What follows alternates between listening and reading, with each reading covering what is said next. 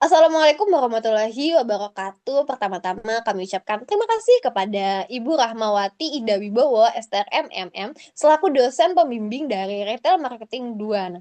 Nah, pada kesempatan kali ini, izinkan kami untuk mempresentasikan hasil dari analisis strategi pengembangan retail modern menggunakan pendekatan SWOT dan BMC pada usaha OSAM di Samarinda. Nah, sebelum kami masuk ke dalam hasil dari pembahasan, izinkan kami untuk perkenalan terlebih dahulu. Saya Siti Mauliasmi, kemudian ada rekan saya, Hairunisa, dan Veronica Claudia.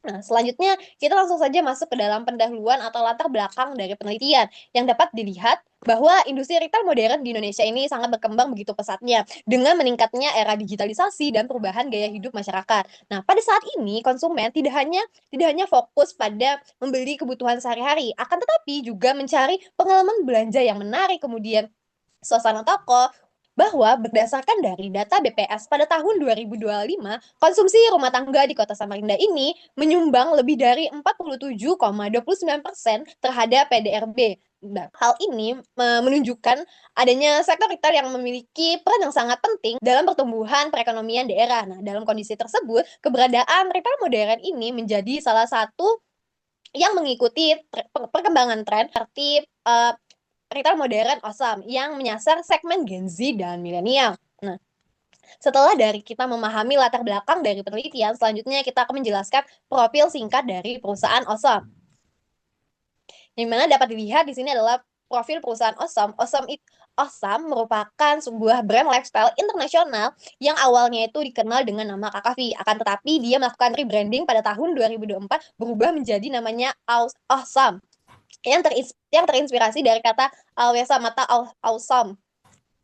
Nah, Awesome sendiri menawarkan berbagai jenis produk, mulai dari kosmetik, makanan, skincare, lifestyle, ada juga aksesoris, dan kebutuhan yang lainnya. Nah, kemudian konsep utama yang diangkat oleh perusahaan Awesome ini adalah dengan melakukan pengalaman berbelanja yang interaktif, kemudian adanya menyenangkan. Kemudian juga Asam ini mengikuti dengan perkembangan tren karena sekarang masyarakat atau apalagi dia menyasar Gen Z dan milenial itu Asam juga menerapkan strategi omnichannel dengan mengintegrasikan antara belanja online dan offline melalui program membership yaitu namanya Funny Fun yang bertujuan untuk meningkatkan kenyamanan dan loyalitas dari pelanggan bagi pelanggan yang melakukan pembelanjaan ke Osam.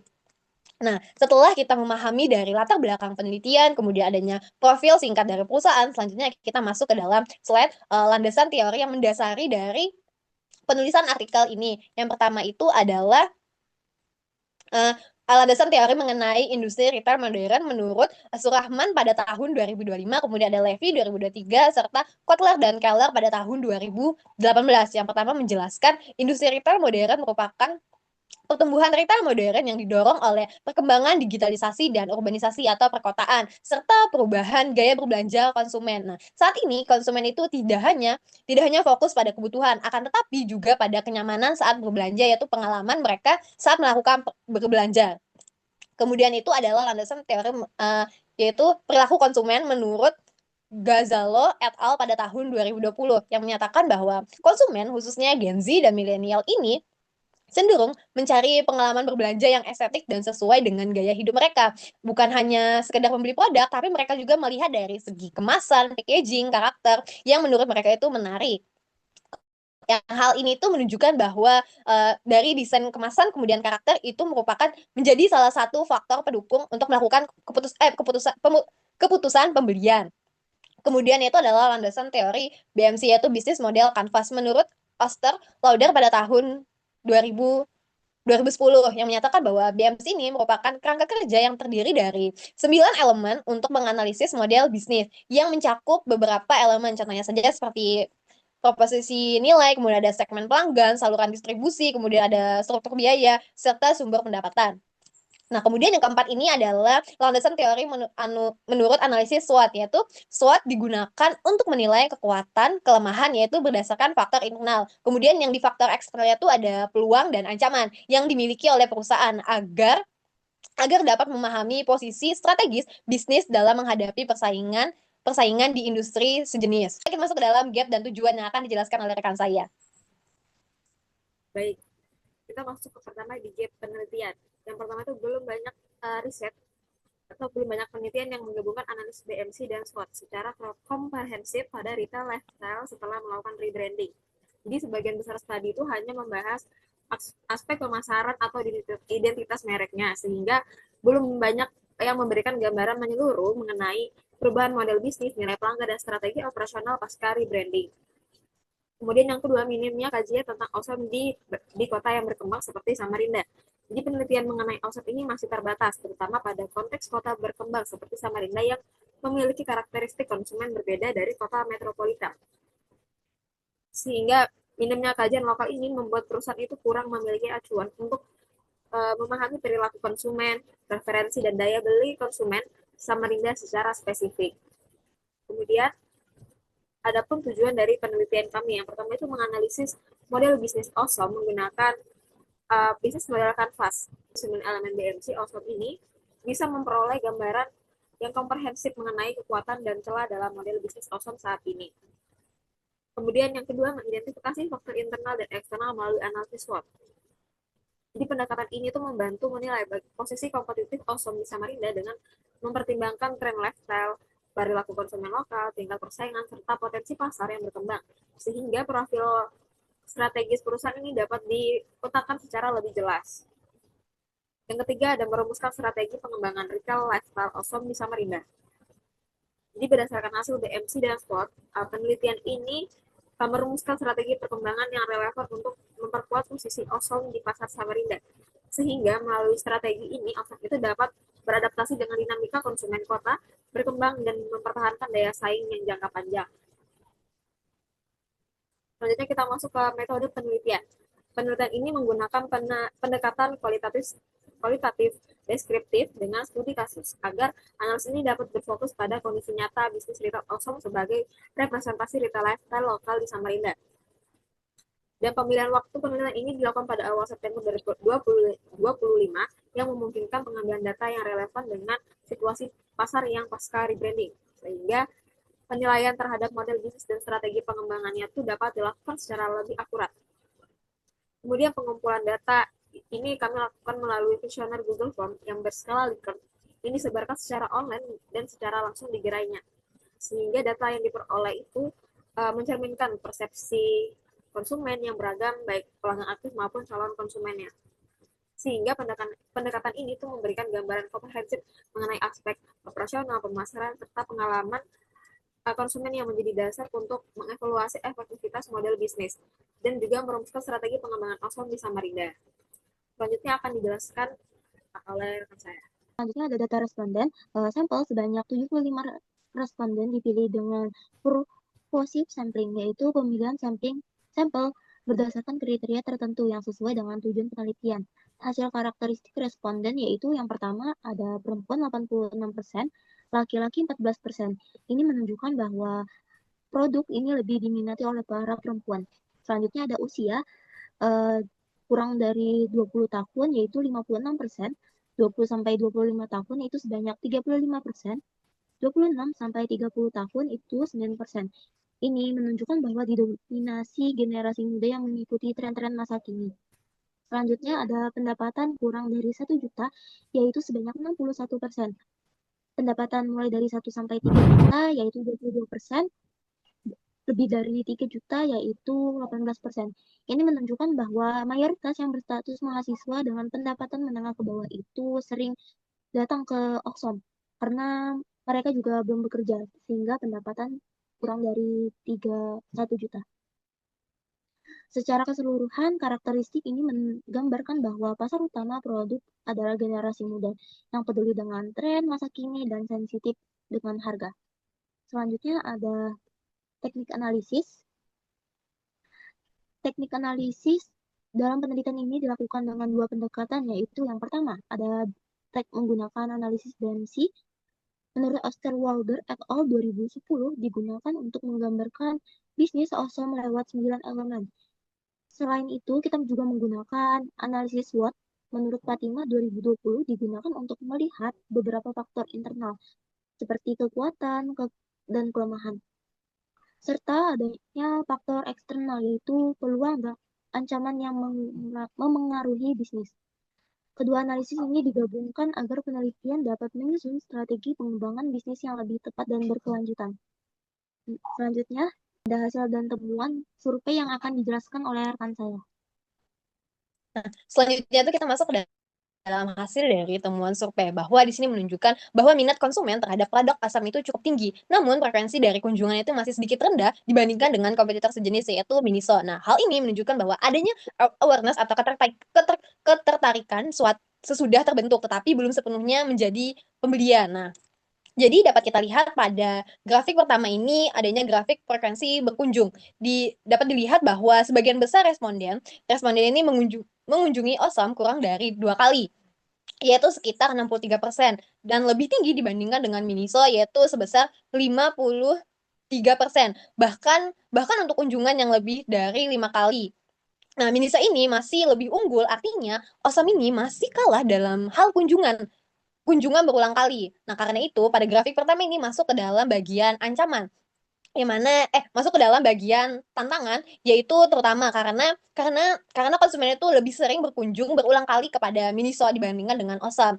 Oleh karena itu Osam mungkin mungkin lebih dapat meningkatkan untuk dari segi promosinya, yang mana agar konsumen itu dapat melakukan kunjungan berulang kali. Jadi konsumen itu melakukan minat untuk berkunjungnya itu akan lebih besar karena adanya promosi mungkin produk baru. Jadi lebih sesuai dengan kebutuhan dari konsumen agar agar mereka itu dapat melakukan kunjungan berulang kali, yang karena dia bisa mengantisipasi dari yang sebelumnya itu, karena kan dia lebih kalah saing dari Miniso karena konsumennya tuh lebih tertarik untuk berkunjung berulang kali itu kepada Miniso dibandingkan oleh Osom. Kemudian yang grafik kedua ini kita melihat bahwa adanya grafik keinginan untuk membeli. Dapat dilihat bahwa sekitar 70% responden ini sebenarnya ingin melakukan pembelian terhadap produk Asam. Nah, di mana menunjukkan bahwa adanya minat mereka itu cukup tinggi untuk produk Asam.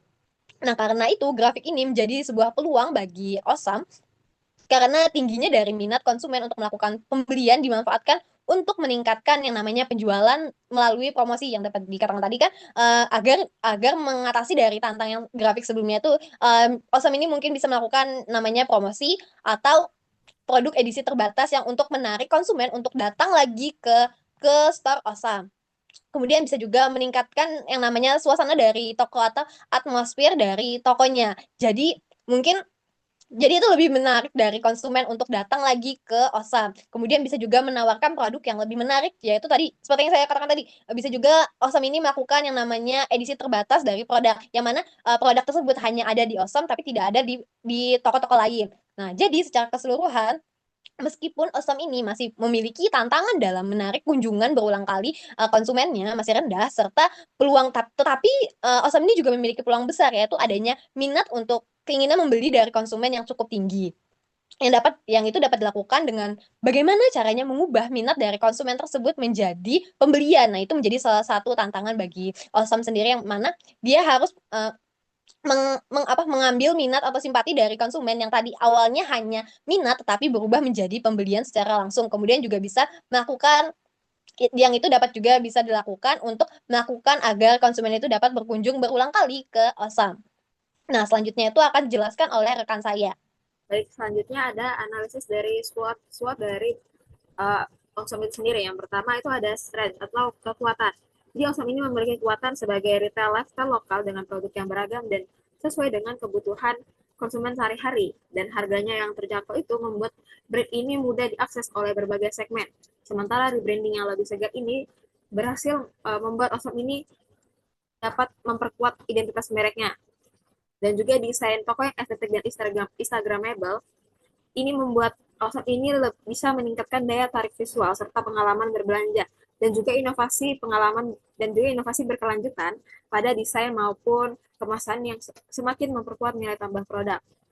Sehingga kombinasi faktor-faktor ini bisa menunjukkan bahwa Osam ini memiliki potensi yang besar untuk berkembang dan bersaing di pasar retail lifestyle di Samarinda.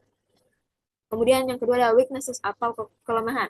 Jadi Osam ini masih menghadapi beberapa kelemahan seperti konsumen yang kebingungan akibat rebranding, kemudian biaya operasional yang tinggi, kemudian ada ketergantungan pada produk impor, terus kualitas produk yang belum konsisten, serta sistem digital yang belum berjalan optimal. Sehingga faktor-faktor ini dapat menghambat efektivitas rebranding dan pertumbuhan bisnis jika tidak ditangani. Kemudian yang ketiga ada opportunities atau peluang. Di Awesome ini memiliki peluang yang besar untuk berkembang melalui meningkatnya tren belanja lifestyle, kemudian potensi produk edisi terbatas dan kolaborasi, kemudian perluasan penjualan online dan pemanfaatan influencer, serta kerjasama dengan produsen lokal. Yang dimana peluang ini dapat memperkuat daya tarik merek dan memperkuat ancaman dan memperluas jangkauan pasar.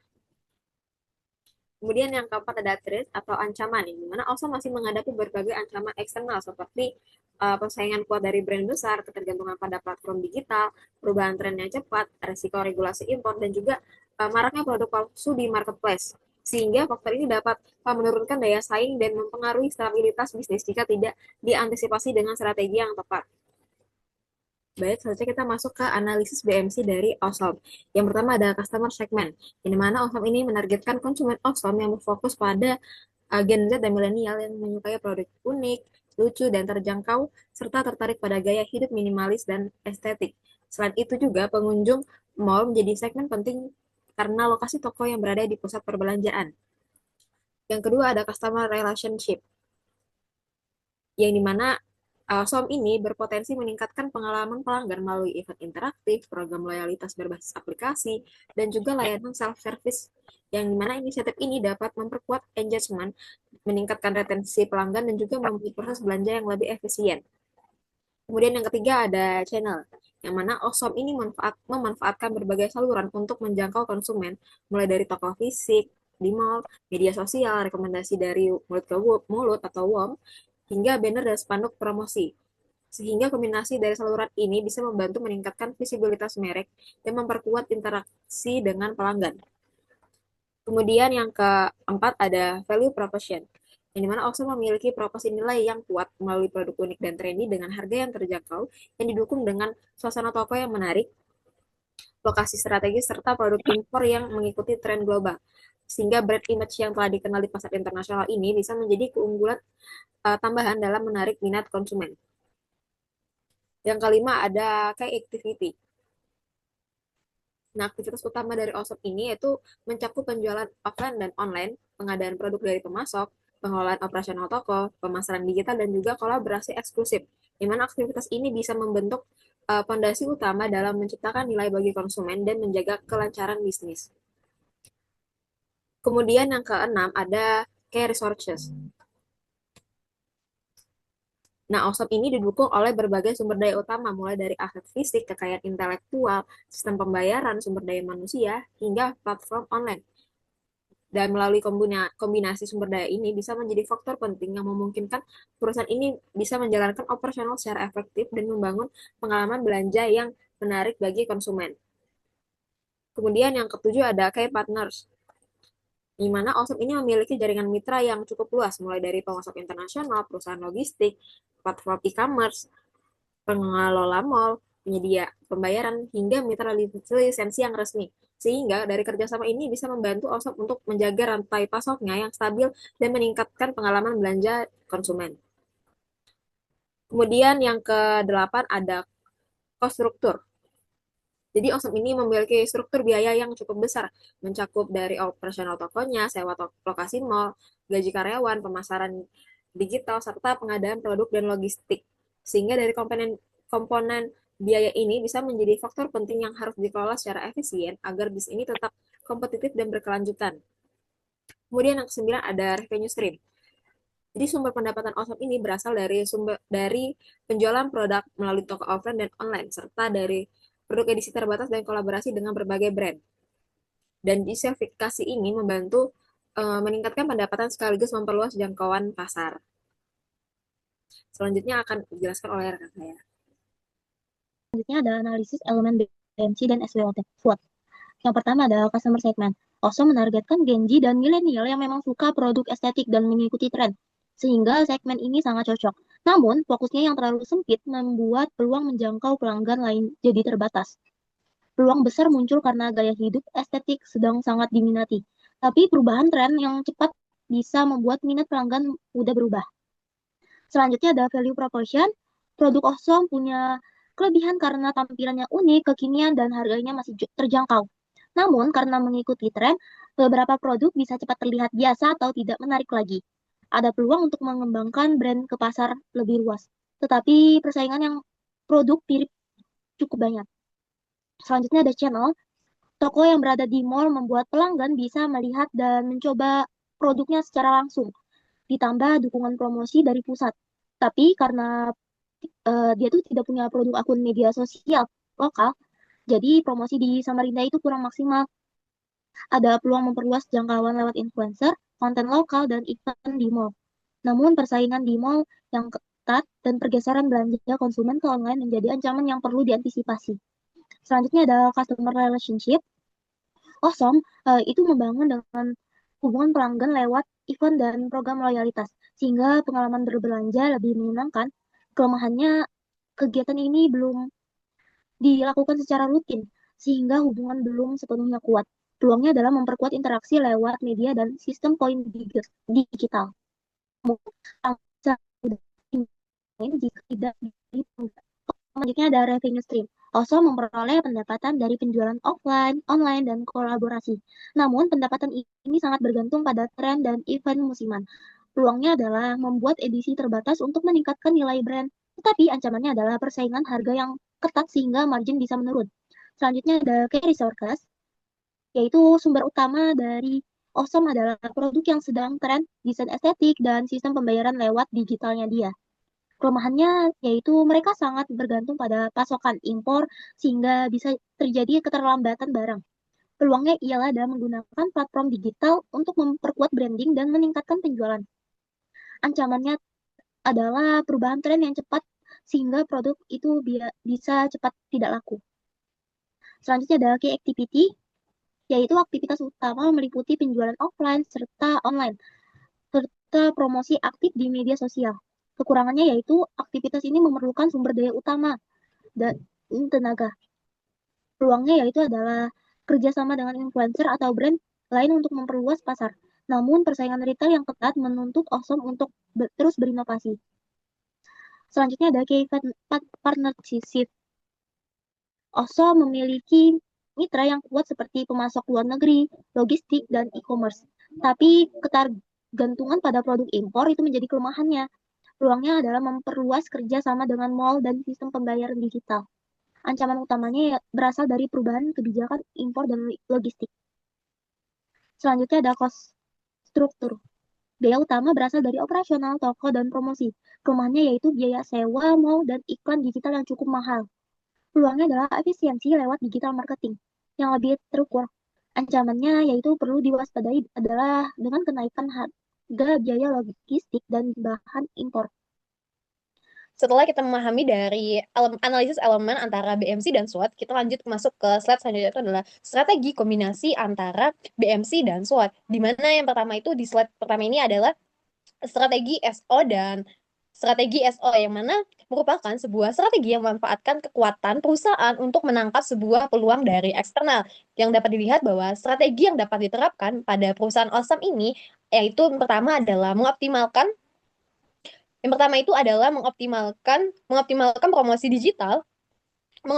promosi digital serta kolaborasi dengan influencer lokal untuk menarik segmen Gen Z dan milenial. Kemudian yang kedua itu adalah mengembangkan produk edisi terbatas dengan desain yang menarik dan gaya minimalis yang sedang tren sekarang. Kemudian yang ketiga itu adalah meningkatkan sistem penjualan dan pembayaran digital untuk menunjang efektivitas dari promosi serta memberikan kemudahan transaksi bagi konsumen. Apalagi sekarang konsumen yang Gen Z dan milenial itu rata-rata sudah menggunakan cashless atau non tunai. Kemudian yang keempat itu adalah menjaga hubungan dengan pelanggan juga dapat diperkuat melalui penyelenggaraan event kolaborasi di pusat pusat perbelanjaan, yaitu di mall, atau juga maupun melakukan kolaborasi dengan komunitas lokal. Nah, kemudian selanjutnya itu adalah strategi WO atau weakness dan opportunity, yaitu bertujuan untuk meminimalkan kelemahan untuk memanfaatkan peluang yang ada. Nah, strategi ini meliputi yang pertama itu adalah melakukan diversifikasi segmen pasar agar tidak hanya bergantung pada segmen muda. Yang mana yang kedua itu adalah memaksimalkan penggunaan media sosial untuk memperluas jangkauan promosi. Kemudian yang ketiga itu adalah meningkatkan kualitas SDM atau sumber daya manusianya agar lebih adaptif terhadap tren dan strategi digital. Kemudian yang keempat itu adalah membangun kemitraan dengan pemasok dan merek lokal guna memperkuat rantai pasok agar tidak berketergantungan dengan produk impor, yaitu impor dari Cina.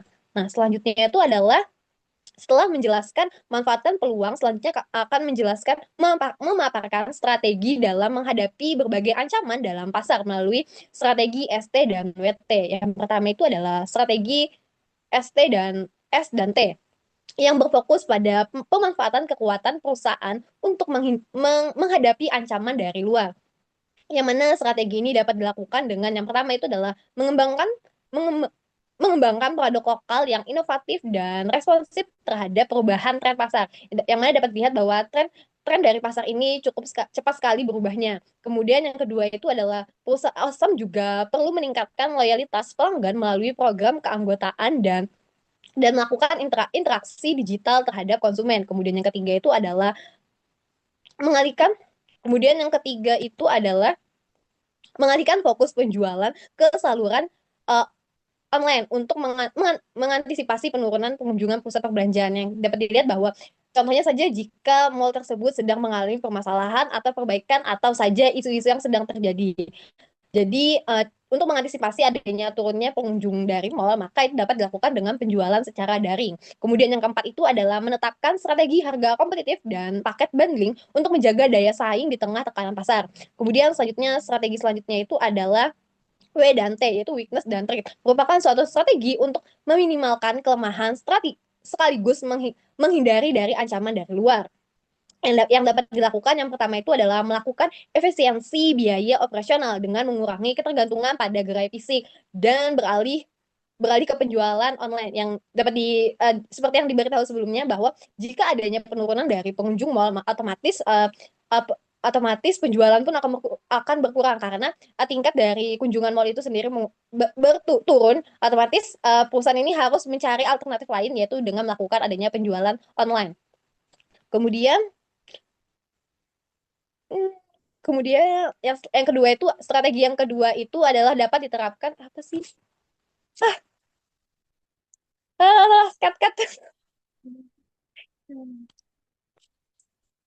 Tengah. Mas banget ya. Selanjutnya itu adalah strategi W dan T, yaitu weakness dan threat, yang merupakan strategi untuk meminimalkan kelemahan sekaligus menghindari dari ancaman dari luar. Strategi yang dapat dilakukan yang pertama itu adalah melakukan efisiensi biaya melakukan efisiensi biaya operasional dengan mengurangi ketergantungan pada gerai fisik dan beralih ke digital atau online, yaitu penjualan dapat dilakukan secara online. Kemudian yang kedua itu adalah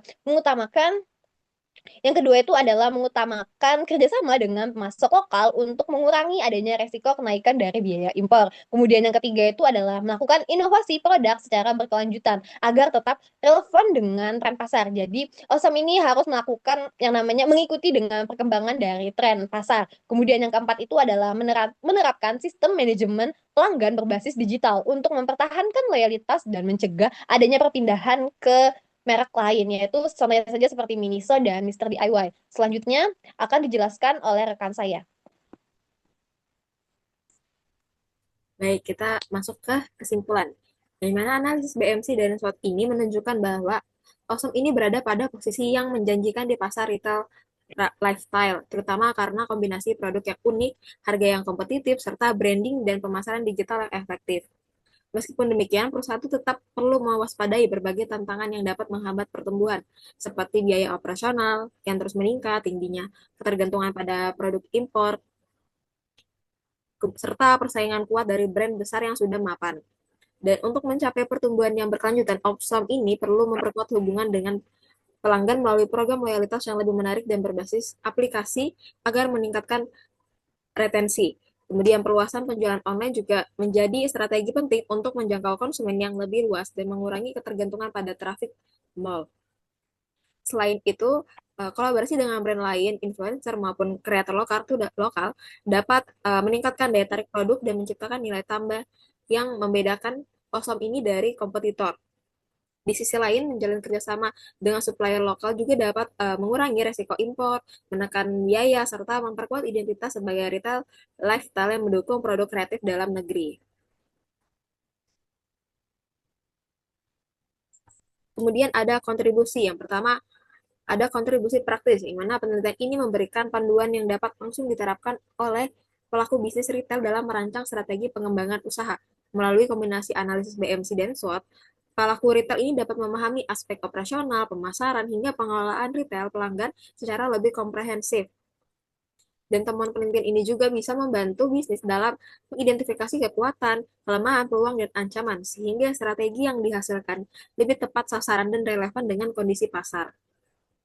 Yang kedua ada kontribusi akademik, di mana penelitian ini memperkaya kajian akademik terkait retail modern di Indonesia, terutama dalam konteks penerapan analisis BMC dan SWOT pada bisnis lifestyle pasca rebranding. Nah, studi ini juga membuka ruang bagi penelitian selanjutnya untuk mengeksplorasi model bisnis retail lokal di kota berkembang, serta memperkuat pemahaman mengenai bagaimana pendekatan BMC dan SWOT ini dapat digunakan secara terpadu untuk mengevaluasi dan mengembangkan model bisnis secara lebih mendalam lagi. Selanjutnya akan dijelaskan oleh rekan saya. Selanjutnya ada batasan dan saran penelitian. Penelitian ini hanya berfokus pada satu cabang saja, sehingga temuan yang diperoleh itu belum dapat menggambarkan kondisi keseluruhan cabang OSOM di daerah lain. Untuk mendapatkan hasil yang lebih komprehensif, penelitian berikutnya itu disarankan melibatkan lebih banyak cabang-cabang OSOM. Selain itu, analisis tambahan seperti data penjualan, performa digital marketing, dan tingkat loyalitas pelanggan itu perlu dimasukkan agar strategi yang dihasilkan lebih tepat dan mendalam. Selanjutnya, ada rekomendasi dan selanjutnya untuk rekomendasi bagi praktisi, pelaku retail disarankan untuk memperkuat program loyalitas pelanggan, memperluas penjualan lewat online, membuat produk kolaborasi yang menarik, serta mengurangi ketergantungan pada barang impor dengan bekerja sama dengan pemasok lokal. Selanjutnya ada rekomendasi bagi pembuatan kebijakan. Pemerintah untuk pembuatan kebijakan perlu mendukung retail lokal dengan aturan yang memudahkan usaha, memberikan akses pembiayaan yang lebih mudah, serta mendorong kerjasama antara retail dan produsen lokal agar rantai pasok semakin kuat. Oke, selanjutnya kami akan menjawab pertanyaan yang sudah diberikan oleh Miss Rahma. Yang pertama akan dijelaskan oleh Veronica Claudia. Baik, saya akan menjawab pertanyaan dari Miss Rama. Yang pertanyaan pertama yaitu, mengapa tokoh OSOP ini dipilih dan mengapa penggunaan metode BMC dan SWOT ini relevan untuk menganalisis permasalahan yang ada. Nah, pemilihan OSOM sebagai objek penelitian juga ini didasarkan pada proses rebranding yang baru dilakukan perusahaan, sehingga menarik untuk dikaji bagaimana perubahan identitas tersebut bisa mempengaruhi model bisnis dan persepsi konsumen. Selain itu, OSOP ini hadir di kota berkembang seperti Samarinda yang memiliki dinamika pasar yang berbeda dibandingkan kota besar lainnya, sehingga memberikan sudut pandang baru dalam penelitian retail modern. Dan dengan persaingan yang ketat dari brand internasional, penting untuk menilai bagaimana OSOP ini bisa memposisikan dirinya melalui strategi produk, harga, dan pengalaman belanja. Kemudian penggunaan analisis SWOT dan BMC ini digunakan karena keduanya itu mampu memberikan gambaran yang terstruktur dan mudah dianalisis. Dan di mana SWOT ini membantu untuk mengidentifikasi faktor internal dan eksternal yang mempengaruhi daya saing perusahaan. Dan BMC-nya ini memberikan pemetaan lengkap mengenai komponen bisnis seperti segmen pelanggan, proporsi nilai, aktivitas utama, hingga sumber pendapatan. Yang dimana kombinasi kedua metode ini tuh membuat hasil analisis ini lebih komprehensif serta mendukung rekomendasi strategi yang realistis dan berbasis data. Pertanyaan selanjutnya yaitu berdasarkan hasil analisis apa masalah utama yang dihadapi toko tersebut, yaitu berdasarkan analisis yang kami lakukan, masalah utamanya yang dihadapi oleh OSOM adalah persaingan yang sangat ketat dengan toko sejenis. Misalkan ada Mr. DIY dan Miniso. Perubahan tren produk yang cepat ini membuat resiko produk kita tidak terjualnya sangat banyak ketika tren-tren baru pada berdatangan.